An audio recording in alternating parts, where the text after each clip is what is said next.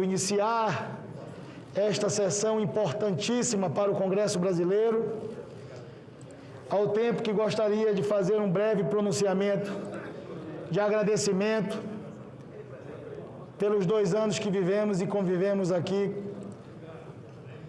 como presidente desta casa e como senador da República e amigo e amigas que conquistei nesse período no Senado Federal.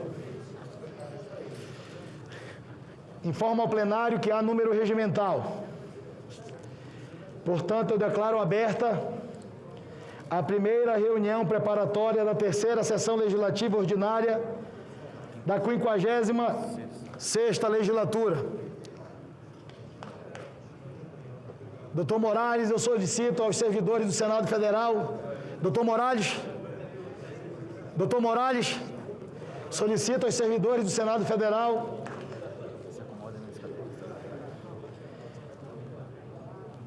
sob a proteção de Deus, repito, sob a proteção de Deus, iniciamos os nossos trabalhos. Com essa frase, iniciei cada uma das sessões que tive a honra de presidir.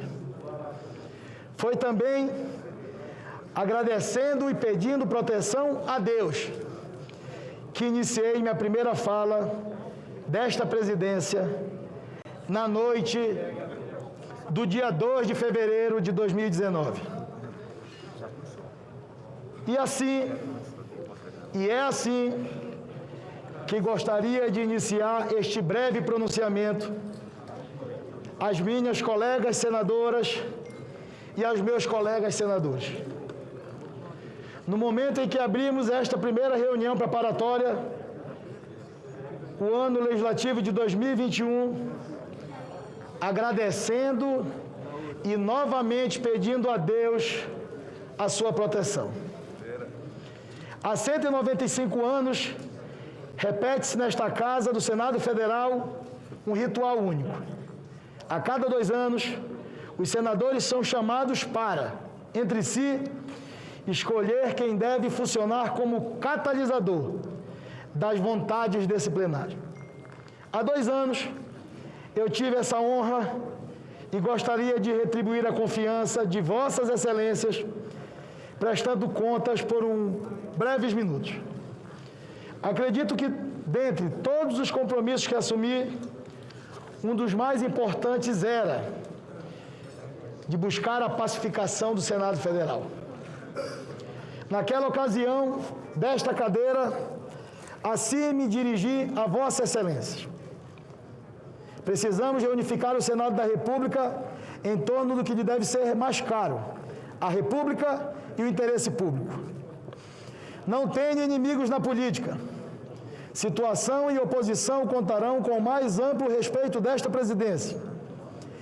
As prerrogativas republicanas dos parlamentares e seu exercício com retidão moral é assunto do qual não me desviarei. Repetindo as palavras que fiz naquela noite, acredito que não me desviei e que essa missão só pôde ser atingida com a ajuda de Vossas Excelências. Vossas Excelências que compõem esta casa, também dos meus colegas da mesa diretora, dos líderes partidários, dos presidentes de comissões. Nesse período, enfrentamos momentos dificílimos.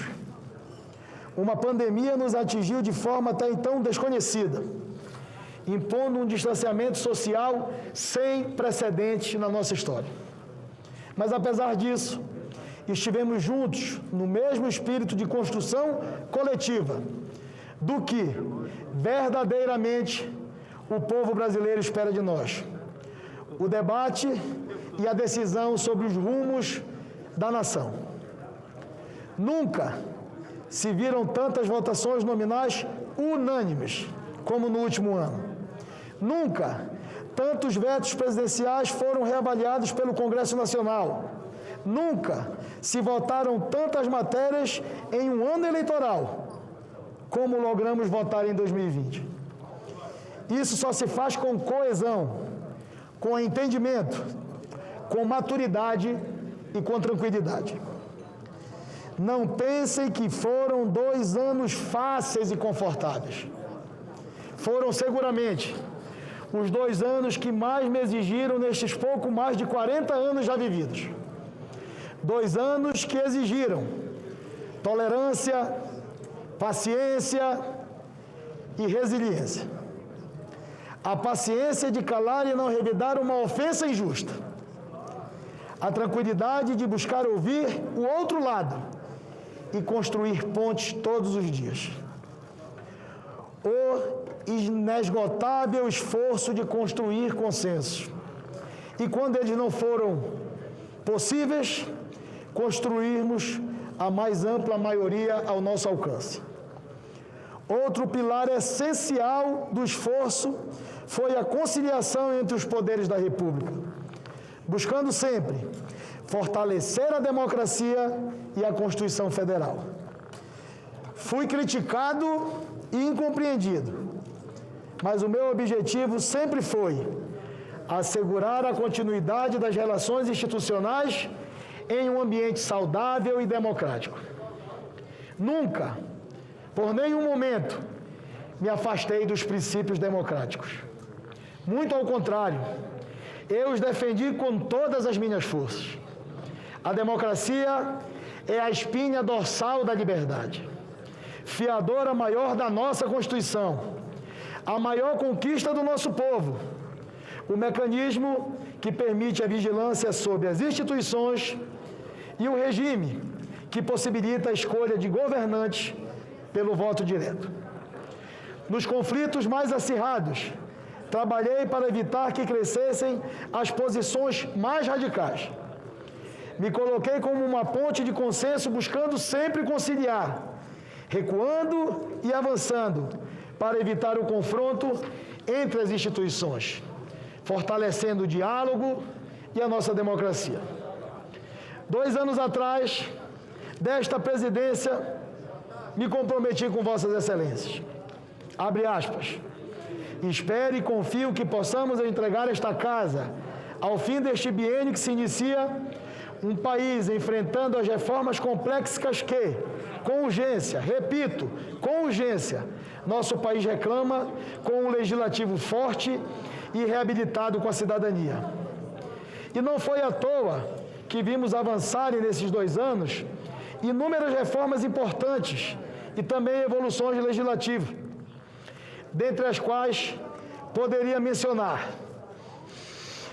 a necessária reforma previdenciária, o marco legal do saneamento básico, da indústria do gás, a reforma da lei de licitações, a reforma da lei de recuperação judicial e falências, a proposta de emenda constitucional que tornou o Fundeb permanente, a autonomia do Banco Central, a abertura do transporte aéreo brasileiro a investimentos estrangeiros, a política nacional de mobilidade urbana, o orçamento impositivo, que deixou de ser uma peça de ficção dentre tantas reformas imprescindíveis.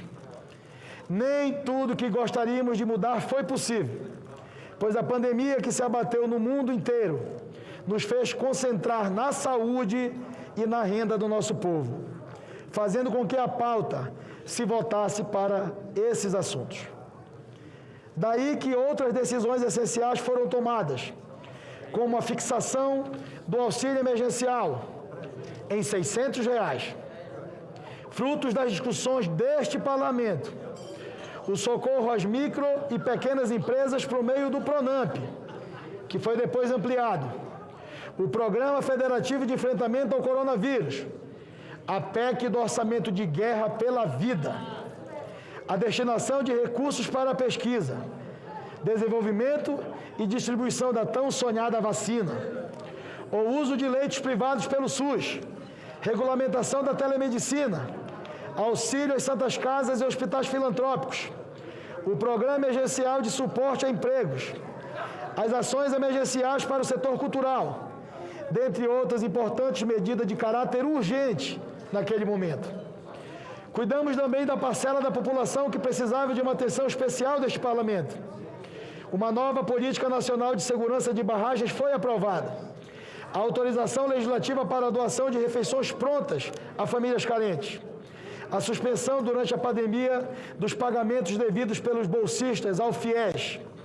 A ampliação da cobertura dos seguros de vida. A autorização para tratamento domiciliar por via oral aos pacientes de câncer. A pensão mensal vitalícia para as vítimas do Zika vírus. E a ampliação do Fundo Nacional do Idoso. Também a estabilidade provisória no emprego para empregadas adotantes. A Lei Brasileira de Inclusão à Pessoa com Deficiência. Os exames de mamografia pelo SUS para mulheres de 40 a 49 anos. A garantia de direito de matrícula para o dependente de vítima de feminicídio, que, aliás, em boa hora, tornou-se crime imprescritível. E mais uma longa relação de matérias essenciais. Cuidamos das novas fronteiras digitais com a Lei Geral de Proteção de Dados e a Lei Brasileira de Liberdade, Responsabilidade e Transparência na Internet. Uma importante legislação para combater a produção de fake news. Debatemos, discutimos e votamos muito, tanto que no ano de 2020 foi o mais produtivo em matéria legislativa dentre todos os anos eleitorais, desde a redemocratização. Este é um relatório da presidência do Senado que resume os últimos 2 anos e evidencia todo o trabalho feito esta casa com o cumprimento de sua missão constitucional. Também olhamos para dentro e cuidamos internamente do Senado. Neste particular, quero agradecer a todos os meus colegas membros da mesa diretora do Senado Federal, que dividiram comigo essa relevante função. Peço licença para registrar esse agradecimento especial nas pessoas de 2 colegas de mesa. O nosso primeiro vice-presidente do Senado Federal, senador Antônio Anastasia, que esteve ao meu lado nos momentos difíceis. E também do primeiro secretário, Sérgio Petecão, que foi o grande responsável pela gestão administrativa do Senado ao longo desta mesa. A primeira a ter as contas de seus 2 anos prestadas ao TCU sem nenhuma ressalva, cumprindo um compromisso de candidato que assumi com a senadora Mara Gabrilli. A mesa e a tribuna do plenário do Senado Federal tornaram-se acessíveis para cadeirantes. Lançamos a nova plataforma de comunicação, Senado Mais Digital. Ampliamos a cobertura da TV e Rádio Senado. Investimos em novas tecnologias e equipamentos, desde elevadores até o desenvolvimento do sistema de deliberação remota. E ainda, peço atenção ao plenário, e ainda destinamos mais de 350 milhões de reais do orçamento do Senado Federal para que fossem aplicados no Ministério da Saúde. Repito, devolvemos do orçamento do Senado da República mais de 350 milhões de reais ao Tesouro Nacional para que fossem aplicados no combate ao coronavírus. O sistema de deliberação remota merece algumas palavras a mais.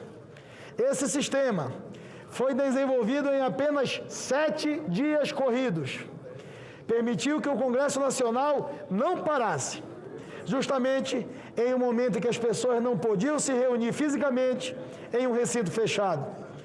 Movidos pela força da urgência, fomos o primeiro parlamento do mundo, sim, fomos o primeiro parlamento do mundo a adaptar suas normas, tradições e tecnologias para realizar sessões 100% remotas, seguras e eficientes.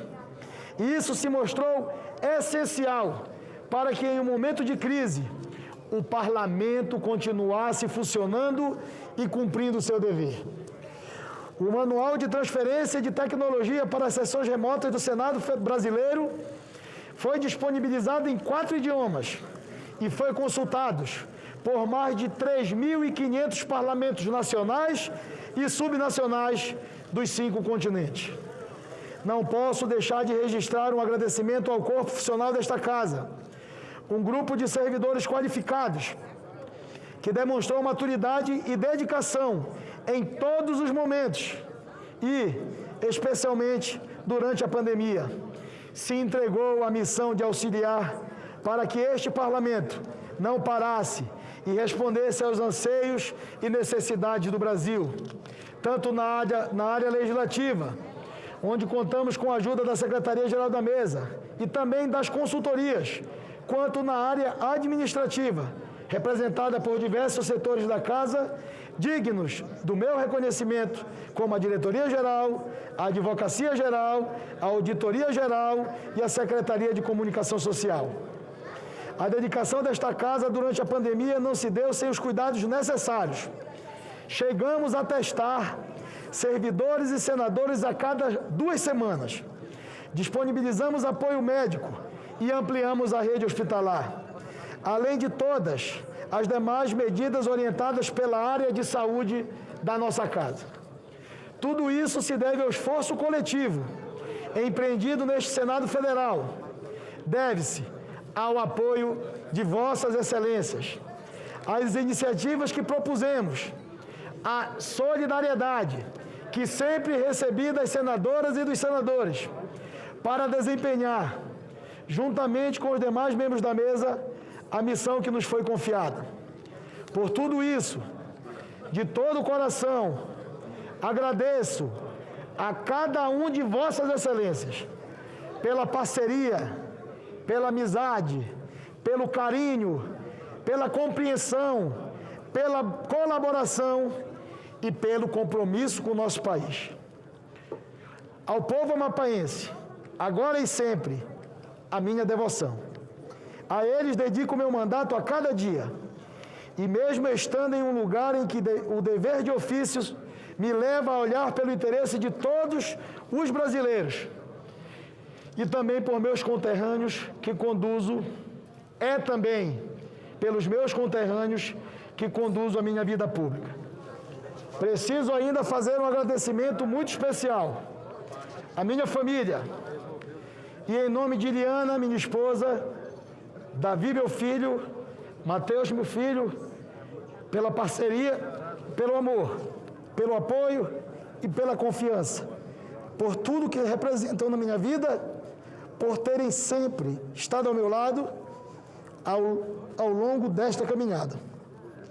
Encerro o meu mandato como presidente do Senado Federal, assegurando a todos vocês que procurei fazer o meu melhor.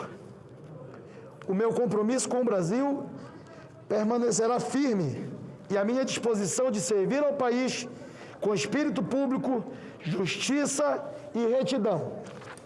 Haverá de me acompanhar até o último dia da minha vida. No dia de hoje, esta casa, soberanamente, começa a escrever o capítulo dos 2 anos que virão. Para isso, devemos ter serenidade, responsabilidade e compromisso com o Senado e com o Brasil. Concluo assim, da mesma forma que comecei em 2019 e da mesma forma que abri esta sessão, pedindo a proteção de Deus para a deliberação que iremos tomar em seguida, e a cada uma das senadoras e a cada um dos senadores, deixo o meu mais sincero, verdadeiro, profundo agradecimento. Muito obrigado.